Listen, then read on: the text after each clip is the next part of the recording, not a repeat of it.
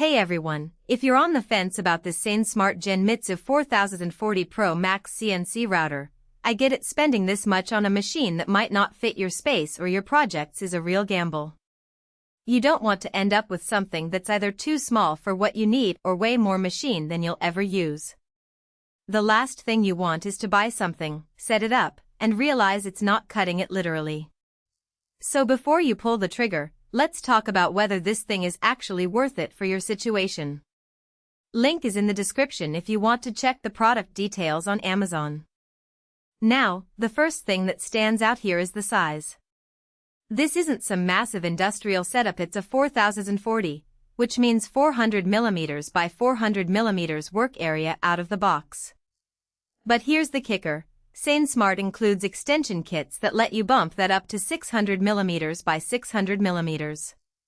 That's a big deal if you're working on anything from signage to small furniture parts or even prototyping. If you're only doing tiny engravings or small circuit boards, you might not need that extra space, but if you're pushing into bigger projects, this extension kit saves you from having to upgrade later. That's a practical strength right there, flexibility without buying a whole new machine. But let's talk about the trade-offs. The compact size is great for saving desk space, but if you're dreaming of carving large panels or full-sized cutting boards, you'll hit that limit fast. The extensions help, but you're still working within a 600mm square, which isn't huge. If you're doing anything architectural or large-scale, you might want to look at a bigger machine. This one's really for the hobbyist or small workshop who needs versatility but doesn't have room for a monster machine. Another thing to consider is the hybrid Spoilboard.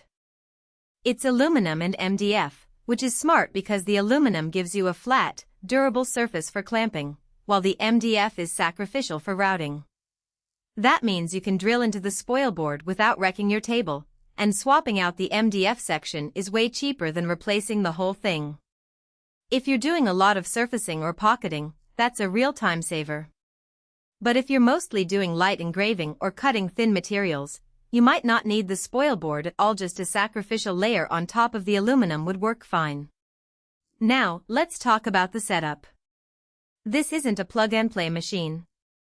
If you're not comfortable with wiring, calibration, or troubleshooting GRBL or other control software, you're going to have a rough time. SainSmart provides the parts, but the assembly and tuning are on you. That's not a knock against the machine, it's just reality. If you're the type who likes to tinker and learn the ins and outs, this is a great project. If you just want something that works out of the box, you might want to look elsewhere or budget for some extra help. Power-wise, this thing is no slouch. The powerful performance claim isn't just marketing. It's got enough torque to handle soft metals like aluminum and brass, not just wood and plastics. If you're planning to mill small metal parts or do some light metal engraving, this can handle it. But don't expect to cut through 1-inch aluminum like butter. It's capable, but it's still a hobby-level machine. If you're pushing into serious production work, you'll want something beefier.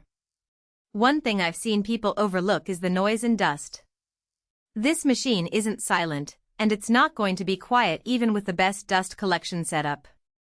If you're working in an apartment or a shared space, that's a real consideration. You'll need a good dust shoe and probably a shop vac to keep things clean and quiet.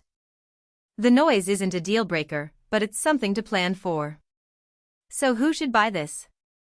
If you're a maker, a hobbyist, or a small workshop owner who needs a versatile, mid-sized CNC that can grow with you, this is a solid pick. The extension kit is a great value add, and the hybrid Spoilboard is practical for a lot of projects. If you're doing small-scale production, prototyping, or even light hobbyist work, this machine gives you a lot of bang for your buck. Who should skip it? If you need a large work area right out of the gate, or if you're not comfortable with assembly and calibration, this might not be for you. If you're only doing very light work and don't need the power, there are cheaper machines that could do the job. And if you're looking for a turnkey solution without any setup hassle, this isn't it. At the end of the day, the SainSmart Genmitsu 4040 Pro Max is a great machine for the right person. It's not perfect, but it's honest about what it is: a capable, flexible CNC router that can